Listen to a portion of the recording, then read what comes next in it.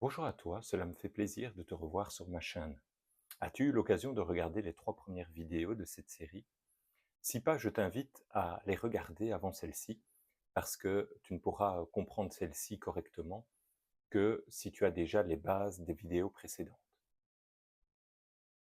Quand j'ai commencé à peler chacune des couches de mon masque, ce qu'on a vu dans la vidéo précédente, j'ai très vite été confronté à mon ombre. Pour te permettre de comprendre un peu de manière imagée ce qu'est mon ombre, voilà, je te la présente, la voici.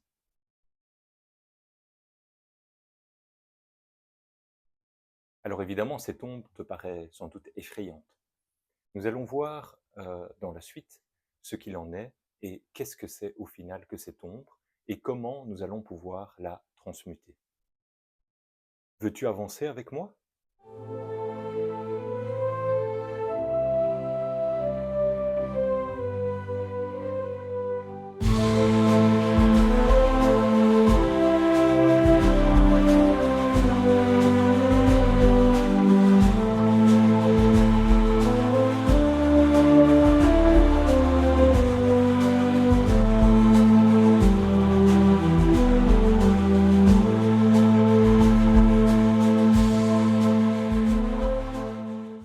Comme tu as pu le voir dans l'introduction de cette vidéo, je t'ai proposé une représentation de mon ombre.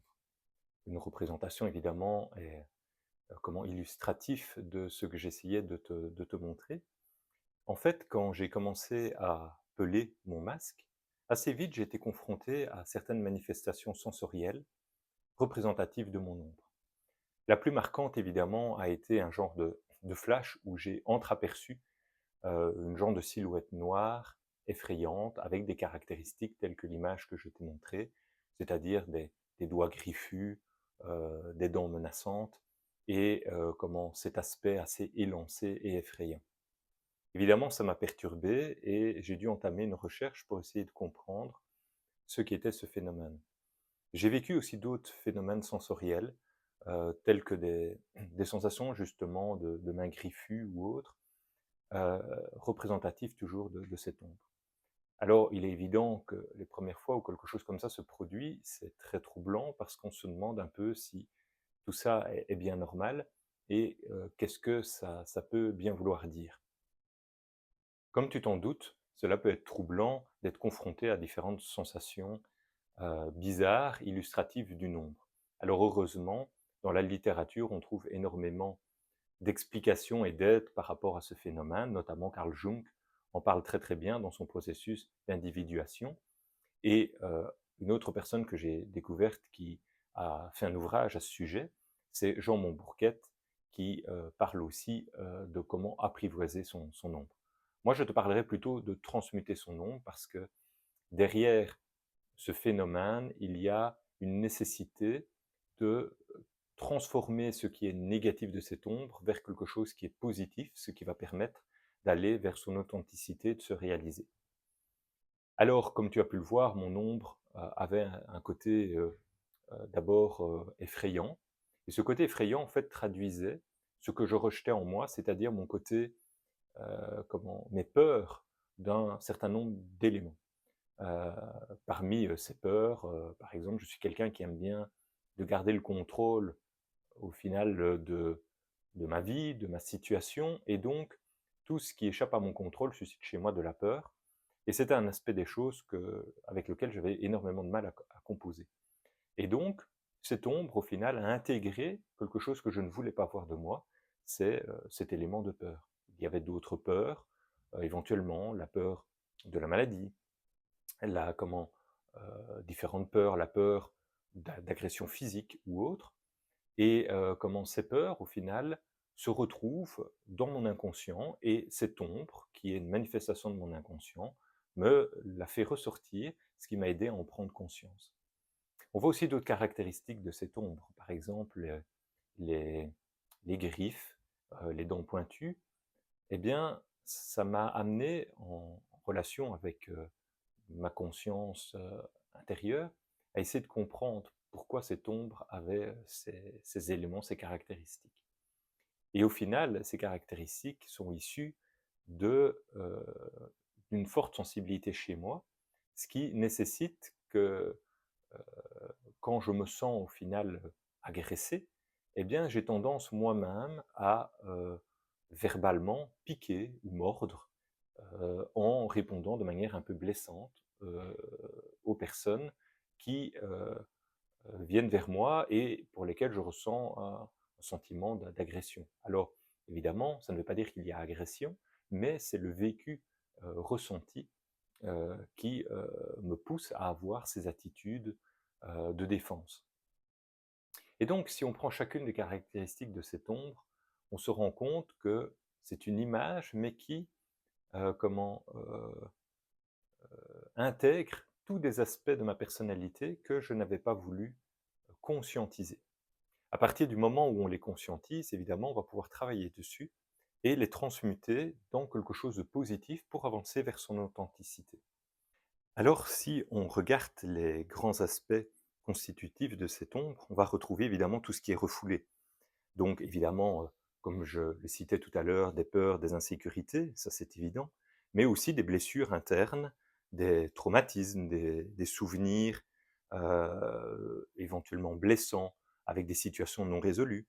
On va aussi y retrouver des aspects contradictoires avec l'image que l'on se fait de soi-même, c'est-à-dire que on se projette souvent une image de nous plus favorable que ce qu'on est réellement.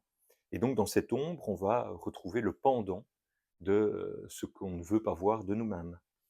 Évidemment, il peut y avoir aussi des désirs et des pulsions inavouées, et aussi tout ce qui est des traits de personnalité qui sont refoulés, c'est-à-dire des choses qu'on ne veut pas exprimer dans la société, peut-être par peur de jugement ou par peur du regard d'autrui. Et donc, ça va être aussi constitutif de cette ombre.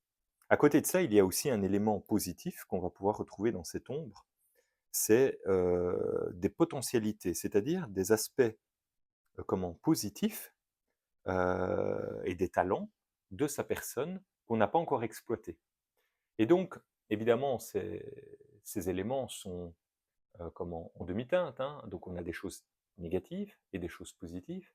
Et donc le travail qu'on va être amené à faire sur cette ombre et ces manifestations, ça va être de comprendre pourquoi elles se manifestent et de voir comment on va pouvoir transmuter petit à petit cette ombre dans quelque chose de positif pour avancer vers son authenticité et cette conscience profonde qu'on a au fond de nous-mêmes.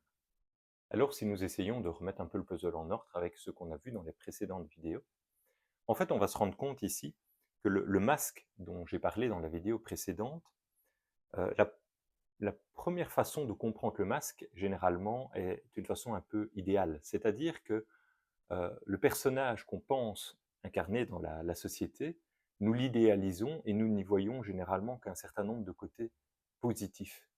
Et tout ce qu'on ne veut pas voir de ce masque, en fait, est rejeté dans l'inconscient, dans cette ombre. Et une fois qu'on va être amené à travailler sur le masque, on va être très, très vite alors confronté à cette ombre et cet inconscient. Et donc au final, c'est là aussi, on vit une dualité entre ce qu'on admet de sa personne et ce qu'on rejette de sa personne. Et donc le masque est quelque part comme divisé en deux, avec une partie dont on a conscience, une partie idéalisée de soi aussi, et une partie qu'on rejette complètement dans l'ombre et dont on n'a pas conscience.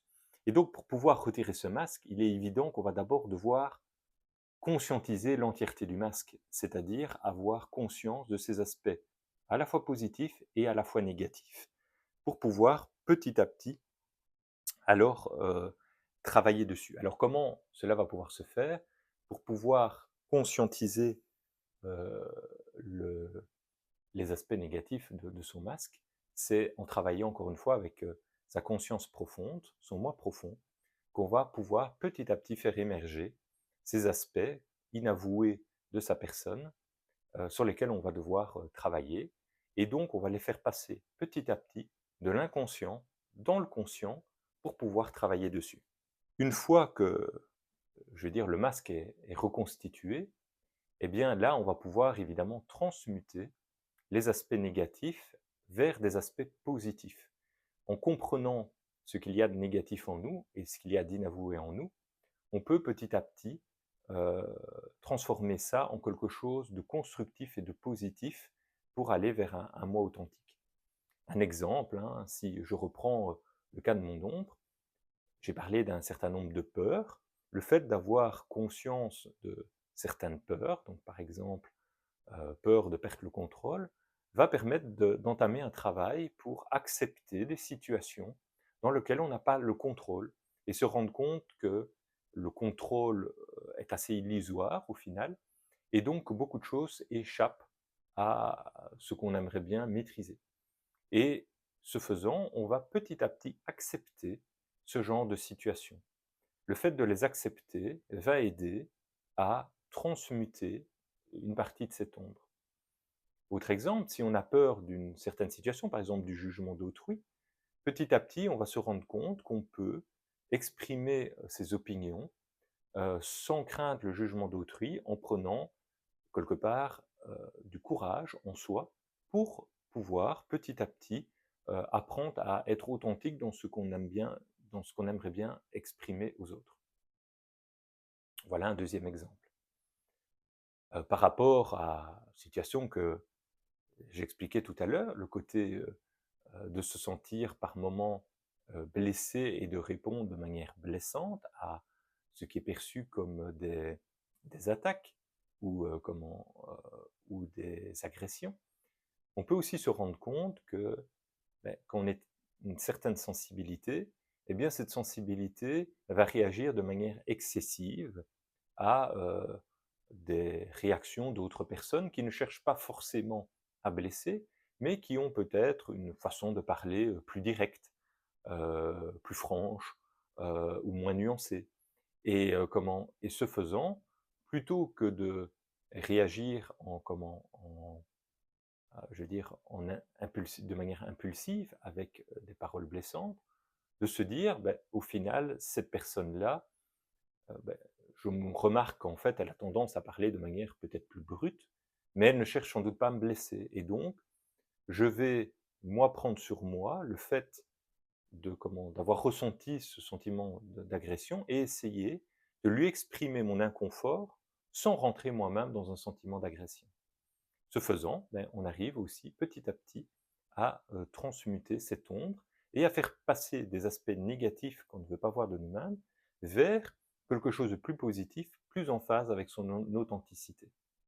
Au terme de ce travail d'intégration et de transmutation de l'ombre, petit à petit, en fait, le masque va réellement prendre toute sa consistance, c'est-à-dire, ça va être un masque en demi-teinte avec des aspects positifs et des aspects négatifs. Le but, évidemment, de la transmutation de l'ombre n'est pas de laisser libre cours aux aspects négatifs de l'ombre, mais de les comprendre pour pouvoir les transformer en quelque chose de positif et de constructif. Et donc, pour ce faire, il faut en avoir conscience et pouvoir petit à petit travailler sur cet aspect des choses. Évidemment, c'est un travail qui va prendre un certain temps, qui va être long, et qui va être aussi répétitif. De la même manière que ce qu'on a vu dans la vidéo précédente avec le masque, l'ombre est quelque chose, un phénomène récurrent, c'est-à-dire que quand on pense parfois avoir dépassé un aspect, eh bien, il peut revenir ultérieurement parce qu'il n'est pas encore totalement dépassé. Et donc, petit à petit, on va pouvoir effacer cette ombre et aller vers quelque chose de plus en plus positif à la rencontre de son authenticité. Alors, si on reprend un peu les illustrations de la vidéo précédente, on se rend compte que la situation est donc un peu plus complexe que celle qu'on imaginait au départ. Donc, on a ce masque idéalisé, cette personne qu'on pense incarner dans la société, mais sur lequel on se voile les yeux sur un certain nombre d'éléments. On a cette ombre qui est souvent dans l'inconscient.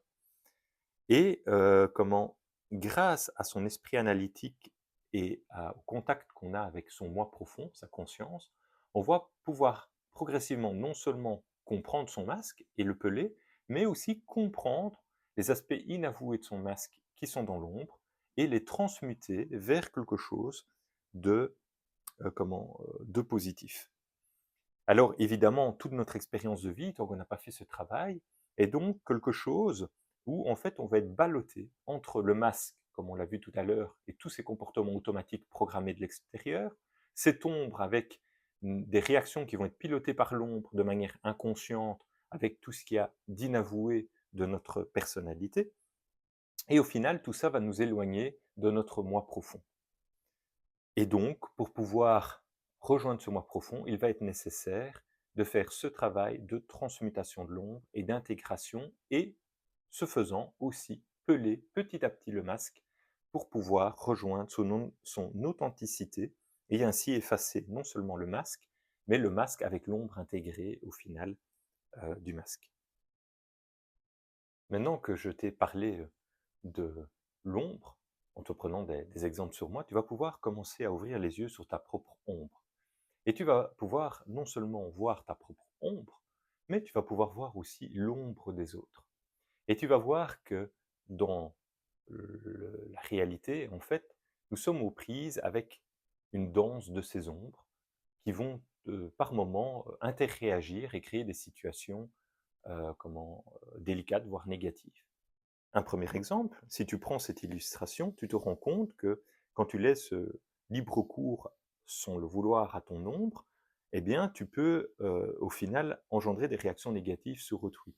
Ici, ben, cette illustration, c'est le cas par exemple où lorsque je me sens blessé, alors que l'autre n'a pas forcément cherché à me blesser, je vais réagir avec ma sensibilité en prenant des paroles blessantes à mon tour. Et donc, au final, c'est mon ombre qui réagit. Ce n'est pas forcément ce que je souhaite, je ne souhaite pas forcément blesser l'autre, mais par réaction automatique et par cet aspect inconscient de moi-même, eh bien, je vais avoir une réaction excessive vis-à-vis de l'autre.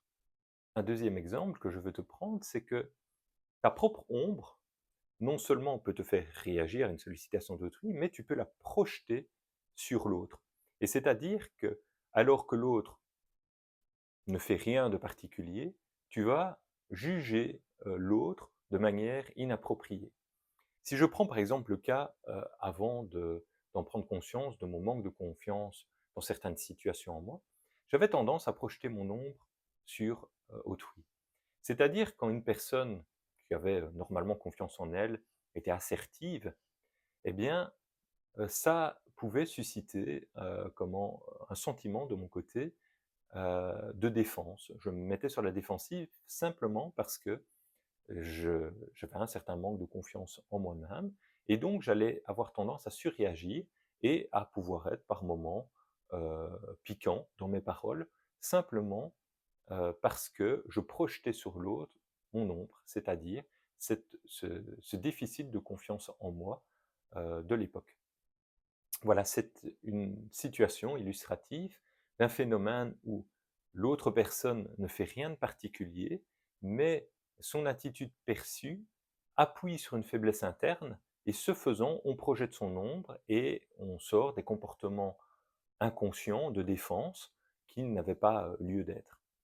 Alors, évidemment, les projections d'ombre peuvent être encore plus complexes, parce que non seulement on peut soi-même projeter son ombre sur autrui, mais autrui peut aussi projeter son ombre sur nous-mêmes.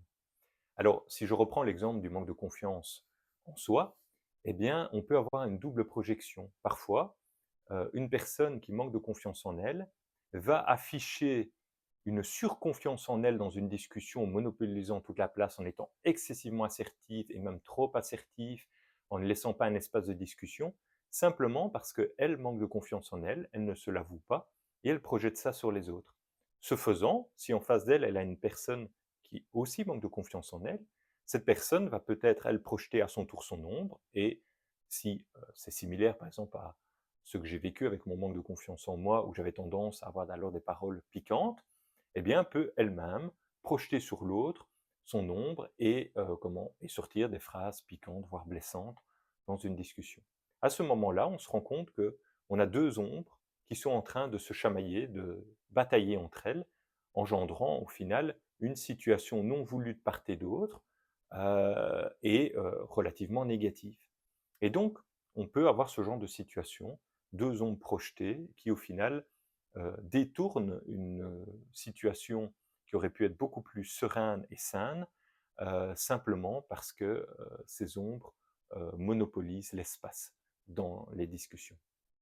Et donc dans ce cas-là, on se rend compte qu'on a une situation très très complexe où les deux ombres bataillent, tantôt en se projetant sur l'autre, tantôt en recevant des coups et en réagissant, et inversement. C'est typiquement le cas quand on voit des discussions de guerre d'ego, où, je vais dire, les discussions peuvent s'enliser simplement parce qu'on a des phénomènes d'ombre projetées, d'ombres qui réagissent parce qu'elles se sentent blessées, et ainsi de suite, alors que la personne n'a pas conscience en fait de toutes ces faiblesses internes qui prennent le dessus dans une situation et enlisent par exemple une discussion.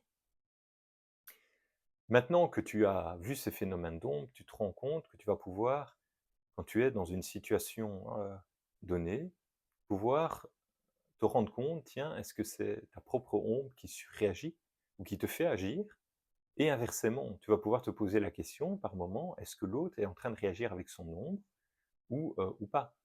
Et donc tu vas commencer progressivement à y voir plus clair sur ce jeu d'ombre qui a lieu en permanence dans la réalité.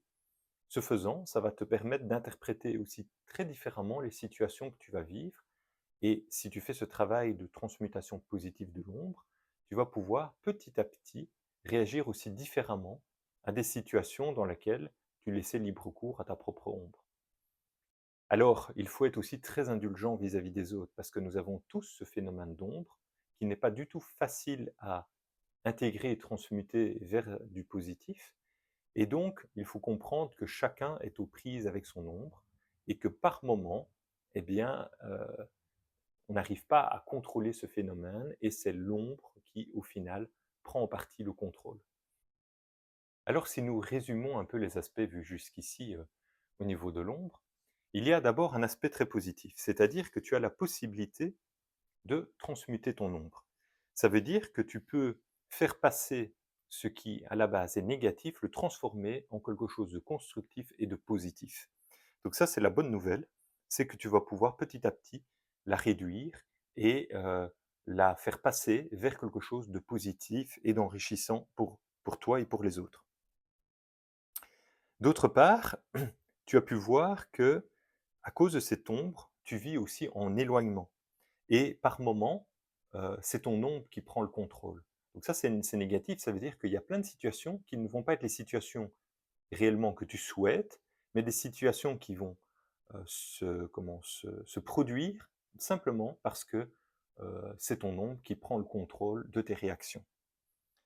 Alors, ce que tu as aussi perçu au travers de ce que je t'ai présenté de l'ombre, c'est que ton ombre est elle-même le fruit de beaucoup de choses qui viennent du monde extérieur, c'est-à-dire d'interactions que tu as eues, qui ont créé des blessures, des choses que tu ne veux pas t'avouer, etc.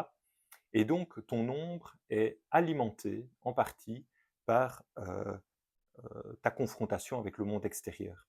Et donc c'est une raison pour laquelle c'est aussi un travail continu de devoir transmuter cette ombre pour aller vers ton authenticité. Dernier élément que on a pu voir, si l'ombre est majoritairement alimentée par ta confrontation au monde, il y a quand même d'autres éléments de ton ombre qui ne sont pas le fruit de cette confrontation. Et la question reste ouverte de savoir au final d'où vient cette autre partie. Maintenant que nous avons vu ces phénomènes d'ombre, il est aussi intéressant de se demander euh, est-ce que ces concepts existent aussi dans les évangiles, et les évangiles canoniques et les évangiles apocryphes. Alors, si on se plonge dans les évangiles, on va retrouver euh, un texte de l'évangile de Matthieu qui dit ceci. Pourquoi regardes-tu le brin de paille qui est dans l'œil de ton frère, alors que tu ne remarques pas la poutre qui est dans ton œil?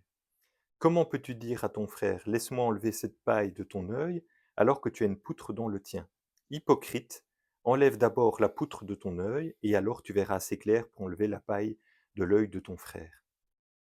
Alors c'est intéressant de se rendre compte que dans ce texte, on retrouve le terme hypocrisis, qui est à nouveau le joueur de théâtre. Donc on retrouve cette notion de masque d'une part, mais aussi, si on regarde en détail le texte avec la paille et la poutre, on retrouve illustré avec ici d'autres concepts, c'est-à-dire euh, la paille pour parler d'un défaut mineur chez l'autre et la poutre pour parler d'un défaut majeur chez soi, mais au final, on se rend compte qu'on a ici décrit un phénomène de projection d'ombre, où au final on remarque l'ombre projetée de l'autre avec un détail qui au final est plus insignifiant que ses propres défauts qu'on projette au niveau de l'autre.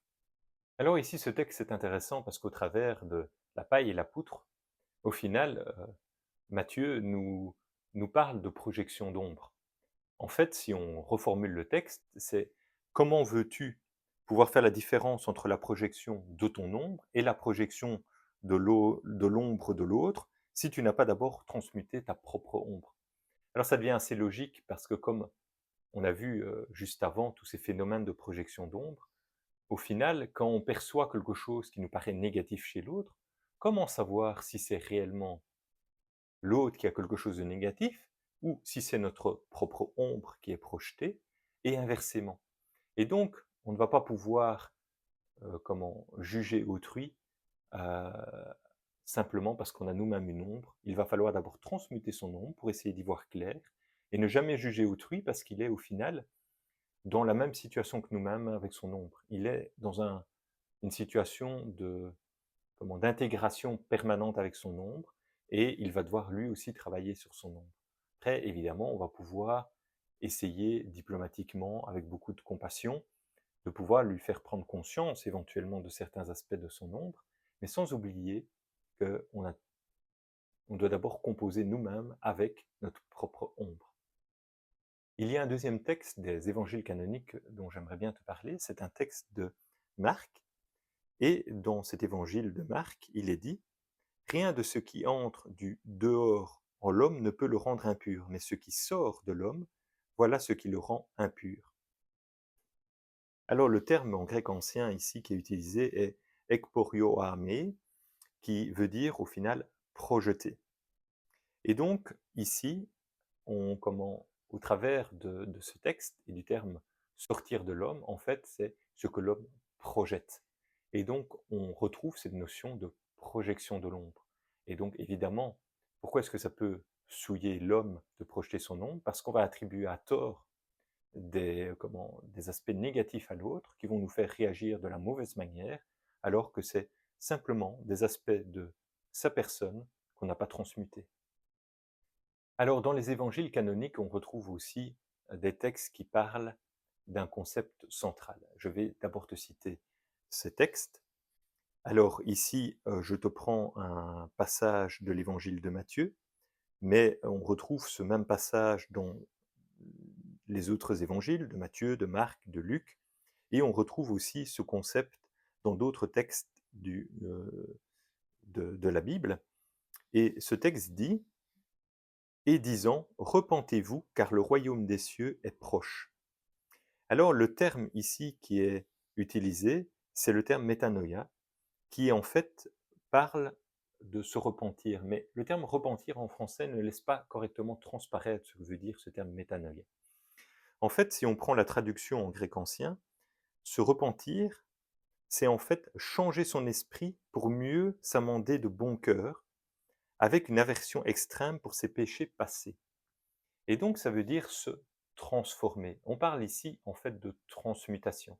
C'est-à-dire de comprendre quelque chose qui s'est mal passé, qui a été négatif, et de pouvoir en déduire quel est le comportement positif qui aurait pu éviter cette situation négative, et comment je peux intégrer ce comportement positif de manière à me transformer. Et donc ce concept de métanoïa est essentiel, parce qu'il ne s'agit pas de simplement se dire: ah, j'ai mal agi. C'est assez stérile parce qu'au final, ça ne transforme pas la personne qui a fait une mauvaise action. Le terme ici, métanoïa, demande vraiment une action de transformation, de compréhension de ce qui s'est passé et d'intégrer des aspects positifs qui vont faire en sorte que les péchés passés ne seront plus possibles dans le futur. Donc on est vraiment dans une transmutation positive. Alors, ce qu'il faut se rendre compte, c'est que ce terme de métanoïa est présent 22 fois dans la Bible, et c'est donc vraiment ce changement profond et radical qui va transformer une personne vers une personne beaucoup plus positive. Dans les évangiles apocryphes, on retrouve aussi tous ces concepts. Alors ici, je vais prendre un texte de l'évangile selon Thomas, Logion 70, Jésus a dit: «Quand vous engendrerez cela en vous, ceci qui est vôtre vous sauvera. Si vous n'avez pas cela en vous, ceci qui n'est pas vôtre en vous vous tuera.» Alors évidemment, j'ai pris aussi la terminologie en copte de ce texte. Et donc, en fait, on pourrait le rephraser de la manière suivante: si vous faites naître votre moi authentique, celui-ci vous sauvera. Si vous n'allez pas vers votre moi authentique, votre ombre vous détruira.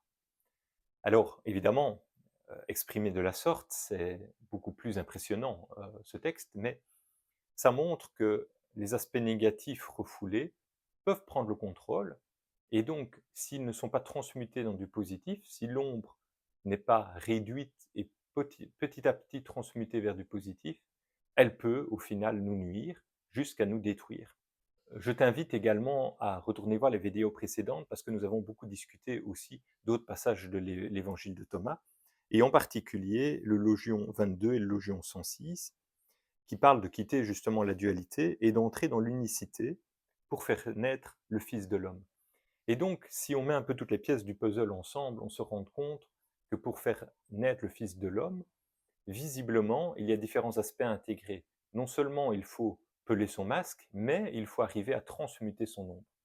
Et c'est en procédant de la sorte qu'on va pouvoir quitter la dualité et aller vers une forme d'unicité et d'authenticité de soi.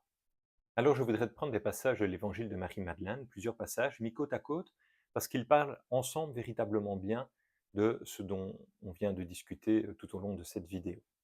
Alors le premier passage dit ceci: là où se tient le nous réside l'inestimable joyau, celui qui s'appelle la porte. Autre passage: le nous est une mort parce qu'il est réveil, il est la mort des images assemblées, il est l'instant où les masques se désagrègent. Dernier passage: elle découvre un premier état qui la retient, il se nomme ténèbres, et il est amour de la prison. Alors, si on essaie de comprendre ces passages au regard de tout ce qu'on a discuté jusqu'à présent sur l'ombre, le premier passage nous dit que la conscience est la porte d'accès au mot authentique.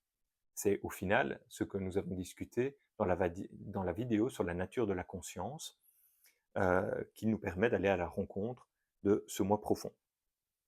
Le deuxième aspect nous dit que la nature de la conscience permet l'éveil à notre véritable nature.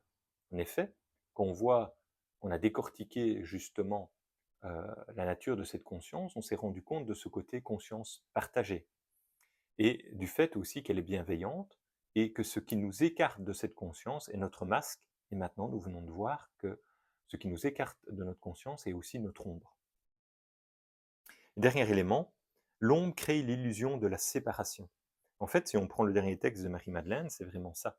C'est que l'ombre, qui est cet aspect négatif, ténébreux en nous, crée en fait cette séparation avec autrui, puisque en se projetant, elle crée de l'éloignement, elle crée des blessures qui petit à petit nous écartent les uns des autres. Alors il est intéressant aussi de se poser la question, est-ce que ces concepts existent en dehors de la religion catholique? Et on le retrouve évidemment aussi dans le bouddhisme. Alors j'ai pris ici quelques citations que je vais te citer. Tout d'abord, des citations attribuées au Bouddha. Considère celui qui te fait voir tes défauts comme s'il te montrait un trésor. Donc ici, typiquement, au travers de cette citation, on nous dit que le fait de révéler des défauts de ta personnalité, donc de prendre conscience de ton ombre, est un trésor. Et effectivement, c'est un trésor parce qu'en prenant conscience, tu vas pouvoir le transmuter en quelque chose de positif. Jamais la haine ne cesse par la haine, c'est la bienveillance qui réconcilie. Là aussi, cette deuxième citation est intéressante parce qu'elle te montre que les aspects négatifs engendrent des aspects négatifs. Donc c'est un phénomène amplificatif vers toujours plus de négatif. Par contre, pour transmuter quelque chose de négatif, il va falloir trouver une force positive qui va résoudre l'aspect négatif. Citation suivante: de celui qui, dans la bataille, a vaincu 1000 milliers d'hommes, et de celui qui s'est vaincu lui-même, c'est ce dernier qui est le plus grand vainqueur. Ici, ce texte est très illustratif parce qu'il montre la difficulté de pouvoir au final, transmuter sa propre ombre. Étant donné qu'on en a difficilement conscience et qu'on refuse généralement de la voir, ça va être un travail qui ne va pas être évident que de pouvoir la conscientiser et la transmuter vers quelque chose de positif. Enfin, dernière citation attribuée au Bouddha, celui qui est le maître de lui-même est plus grand que celui qui est le maître du monde. Alors, cette citation est très forte, évidemment, parce qu'elle montre que celui qui arrive réellement à prendre tous ses choix en conscience, et donc à surpasser son ombre, et à être pleinement authentique, est supérieur au maître du monde. Qu'est-ce que cela veut dire? Cela veut dire que ce n'est plus le monde extérieur qui détermine les choix de cette personne, mais bien lui-même en toute authenticité. Et donc, à partir de ce moment-là, il est totalement libre, puisque le monde extérieur n'arrive plus à avoir de l'influence sur ses choix, c'est bien lui-même, en toute conscience, qui arrive à poser ses décisions et à agir en conformité avec lui-même. Alors, je voudrais aussi te prendre une citation de Mathieu Ricard, qui dit ceci: toutes les tentatives de méditation sur la nature de l'esprit tendent à démontrer que la haine, le désir, la jalousie, l'insatisfaction, l'orgueil, etc., n'ont que la force qu'on leur prête. Alors j'aime bien cette citation de Mathieu Ricard parce que c'est une citation d'espoir, puisqu'elle montre que tout ce qui est négatif au final, et tout ce qui peut nous emprisonner dans l'ombre, en fait, on sait le transmuter, et elle n'a de force au final que la force qu'on veut bien leur laisser. À partir du moment où on rentre dans une démarche de pleine conscience, et qu'on prend conscience de ces aspects négatifs, on va pouvoir agir dessus, et les transformer vers quelque chose de positif. Et ça, effectivement, c'est aussi un message excessivement positif. Alors, comme je te le citais au début de cette vidéo, euh, ce concept d'ombre existe évidemment dans le domaine de la psychologie, et notamment, Carl Jung s'est fortement penché sur cet aspect des choses, et la transmutation de l'ombre fait vraiment partie de tout son processus d'individuation. Alors ici, je te montre quelques éléments de Carl Jung relatifs à l'ombre. Et donc Carl Jung nous dit en substance qu'au final, l'ombre est tout ce qu'on n'accepte pas de soi-même, qu'on réprime et qu'on ignore. Et donc, c'est effectivement les caractéristiques que je t'ai présentées en début de vidéo.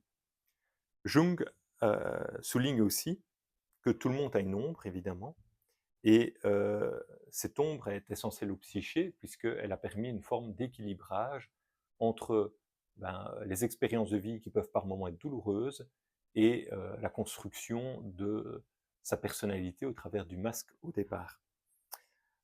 Et en plus, cette ombre a des éléments aussi positifs, puisqu'il y a des talents cachés dans cette ombre qui peuvent, après, une fois qu'ils sont compris et intégrés, peuvent après s'exprimer quand on avance vers son moi authentique.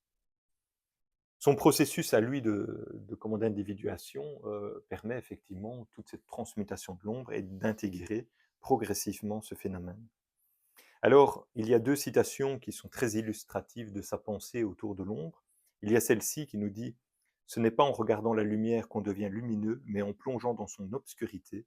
Mais ce travail est souvent désagréable et donc impopulaire. Ça, c'est une première citation de Jung qui a énormément de force dans cette citation parce que, effectivement, affronter son ombre est quelque chose de difficile et de pénible.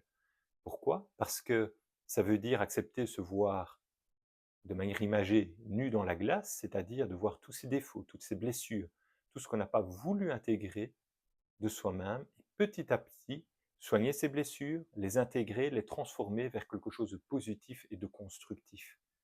Il est clair que ce travail n'est pas évident, c'est un travail long, répétitif, et qui demande aussi du courage parce que ça veut dire accepter d'ouvrir les yeux sur qui on est vraiment à un moment donné et progressivement converger vers son moi authentique. Et ça, c'est quelque chose qui prend du temps et qui nécessite du travail.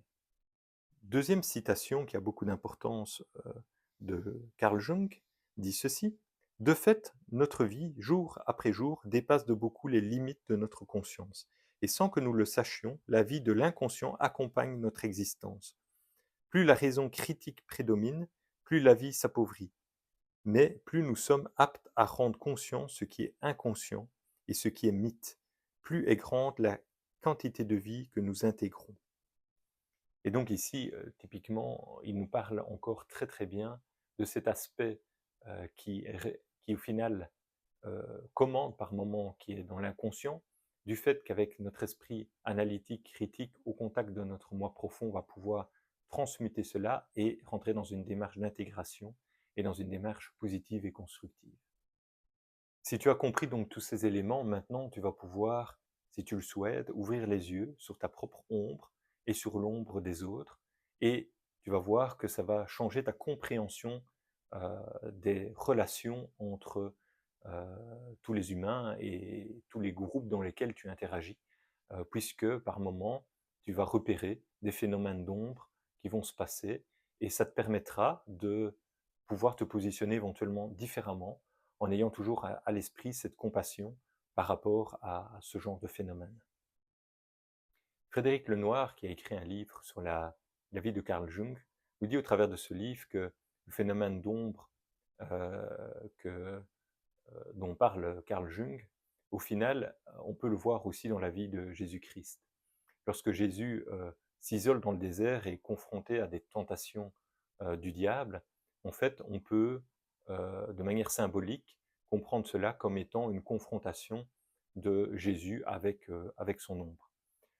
De même, si on regarde au niveau de l'histoire du Bouddha, on se rend compte que le Bouddha lui-même, dans son processus d'éveil, va être à un moment donné tenté par une entité extérieure négative qui va essayer de l'éloigner de son éveil, donc de sa rencontre avec son moi profond.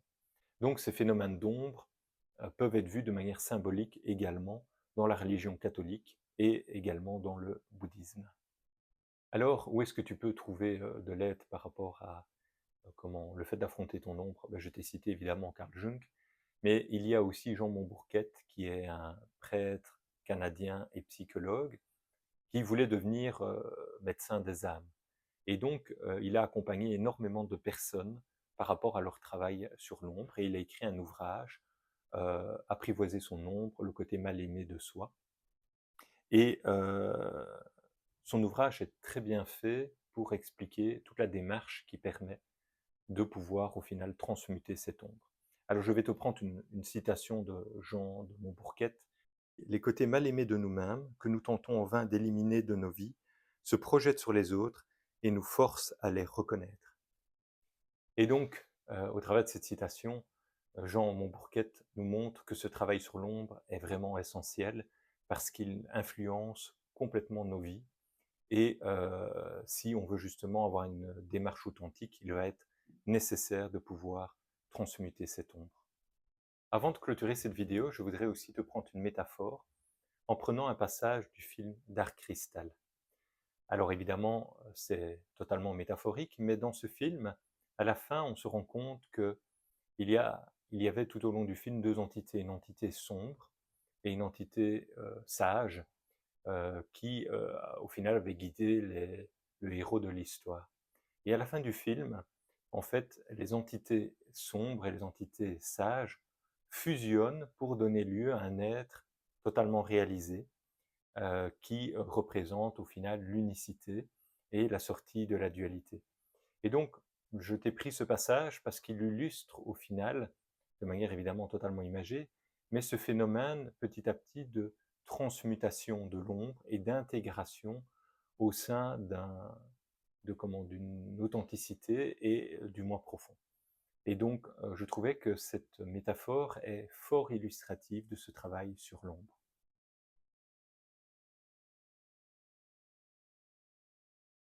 Dans les prochaines vidéos, nous parlerons de guérison intérieure et aussi d'un bouclier pour pouvoir se protéger aussi de certaines situations.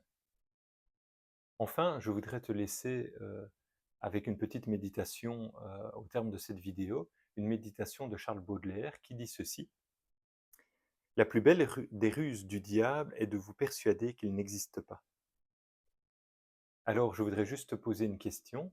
Avant cette vidéo, avais-tu conscience d'avoir une ombre? Je te dis à très bientôt.